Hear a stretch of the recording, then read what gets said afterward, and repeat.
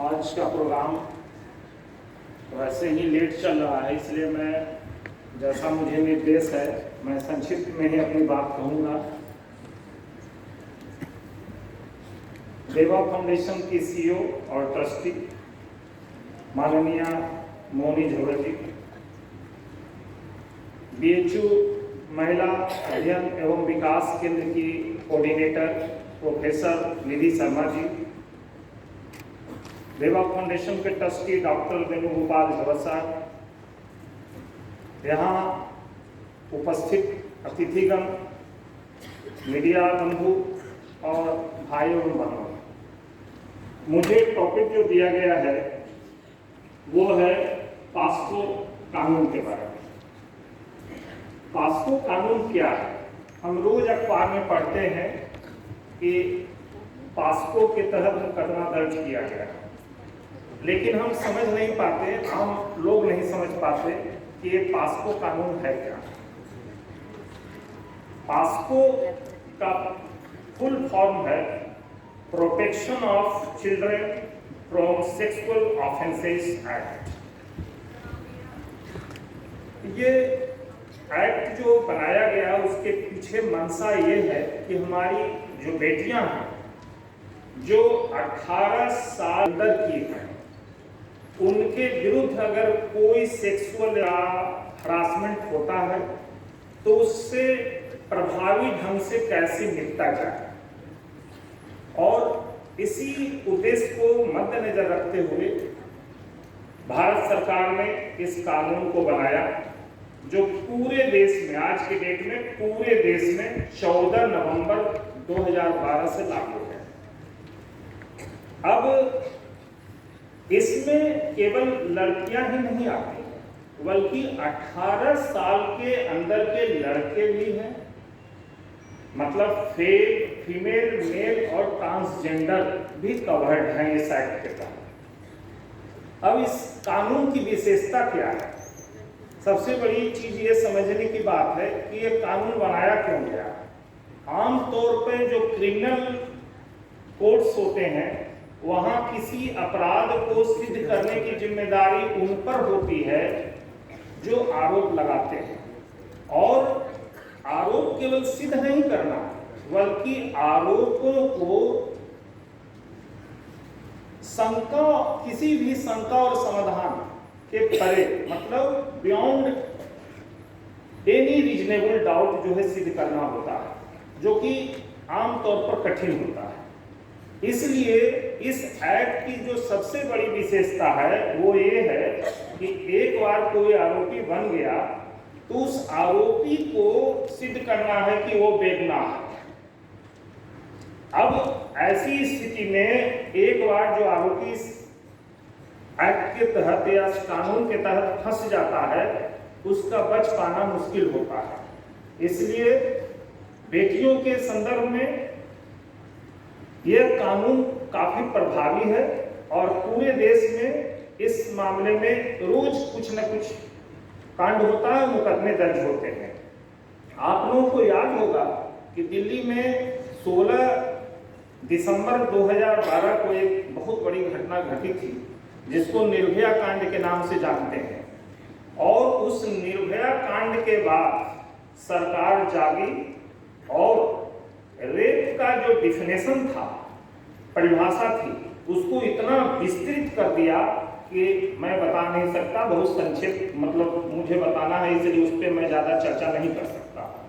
और दूसरी बात कि जो सेक्सुअल असॉल्ट और हरासमेंट के केसेस थे उसके सजा में परिवर्तन किया गया, उसको बढ़ाया गया। तो ये सारे प्रावधान जो हैं 3 फरवरी 2013 से लागू किए गए, और उसके अकॉर्डिंगली जो है, चूंकि पास्को एक्ट 2012 में ही आ गया था, उसके बाद इन प्रावधानों को इसमें भी समाहित किया गया। अब सबसे बड़ी चीज है कि पास्को एक्ट की और क्या विशेषता है कि अगर हम कोई सूचना पुलिस को देते हैं तो पुलिस बाध्य है कि वो सूचना को रजिस्टर्ड करे, यानी एफआईआर जिसको बोलते हैं, एफआईआर दर्ज करना उनके लिए मैंडेटरी है। अगर FIR दर्ज नहीं करते हैं तो पुलिस के खिलाफ भी कार्रवाई होगी।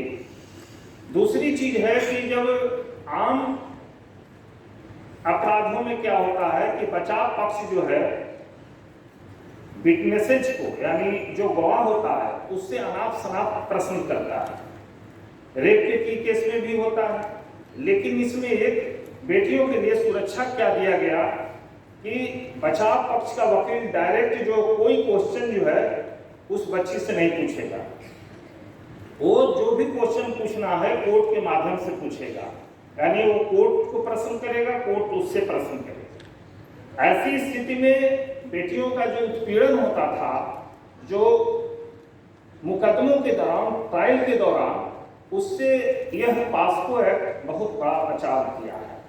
और जो सबसे बड़ी चीज इसकी और विशेषता है कि जो ट्रायल होगा कोर्ट में वो बंद कमरे में होगा, वहां जो है फालतू के आदमी नहीं रहेंगे और उस पीड़िता का या पीड़ित का नाम डिस्क्लोज नहीं करना है किसी भी स्तर पर, विवेचना के स्तर पर, यानी जब पुलिस जांच करती है उसके स्तर पर, या उसके बाद ट्रायल होता है उसके स्तर पर, या मीडिया वालों को। यहाँ मैं देखता हूँ कि कई बार ऐसा हुआ कि किसी स्कूल में कुछ घटना घट गई कि स्कूल का नाम मीडिया में छपा, जो कि कानूनन प्रतिबंधित है, ऐसा नहीं करना चाहिए। इवन स्कूल का नाम आप डिस्क्लोज नहीं कर सकते। अब इसमें जो सबसे बड़ी बात है कि भाई पास्को एक्ट आने से हमारी बेटियों को कितना संरक्षण मिला है, तो वास्तव में मैं कहूँगा कि पहले जो अपराध करके अपराधी बच जाते थे, अब पास्को लगने के बाद, मैं किसी का नाम नहीं लेना चाहता, देश के बड़े बड़े लोग आज सलाखों के पीछे हैं, उसका देन है पास्को एक्ट। अगर पास्को एक्ट नहीं होता तो वो बचाव कर लिए होते, क्योंकि बड़े बड़े वकीलों को लगा देते हैं और अपना बचाव कर लेते हैं। दूसरी चीज जो मैं कह के समाप्त करूंगा, क्योंकि समय का अभाव है, अभी एक मोहिनी मैडम नहीं है यहाँ पर, उनसे मैं एक अनुरोध करना चाहूंगा कि इन बेटियों को केवल नहीं बल्कि पुलिस अधिकारियों को भी इसका प्रशिक्षण देने की जरूरत है। 2014, 2020 और 2022 में सुप्रीम कोर्ट ने निर्देश दिया है कि जो बेटियों का 164 में बयान होता है, आपको मालूम होगा कि जब कोई पीड़ित या पीड़िता का विवेचना के दौरान मजिस्ट्रेट के सामने बयान कराया जाता है, उसको बोलचाल की भाषा में कलम बंद बयान बोलते हैं। उस बयान की कॉपी को अभियुक्त अभी तक ले लेते थे, और ले लेते थे चुपके से नहीं, बल्कि कोर्ट में सर्टिफाइड कॉपी के लिए अप्लाई करते थे, उसको दे दिया जाता था। कोर्ट को खुद नहीं पता था, या पता है अभी बहुत कोर्टों को, कि इसकी कॉपी नहीं देना है अभियुक्त को। कब तक नहीं देना है? जब तक कि चार्जशीट फाइल न हो जाए। और बचाव का एक स्टेज आता है, वो बड़ा टेक्निकल है, उस पर मैं चर्चा नहीं कर रहा हूँ। उस स्तर पर जब पहुंचेगा तब उसकी कॉपी जो 164 में बयान दर्ज हुआ उसकी कॉपी देना है। दूसरी चीज, 24 घंटे के अंदर में पीड़िता का मेडिकल एग्जामिनेशन कराना एकदम मैंडेटरी है, सुप्रीम कोर्ट का जो डायरेक्शन है उसके मुताबिक। लेकिन दुर्भाग्य इस बात का है कि एक तो पुलिस प्रावधान ये नहीं जानती और लापरवाही बरतती है, सप्ताह बीत जाता है, उनका जो है मेडिकल मुआयना नहीं करवाती। दूसरी चीज कि मेडिकल मुआयना कराने के तुरंत बाद उनको अगर स्थिति और कोई मतलब विपरीत नहीं है तो मजिस्ट्रेट के सामने बयान कराना जरूरी है।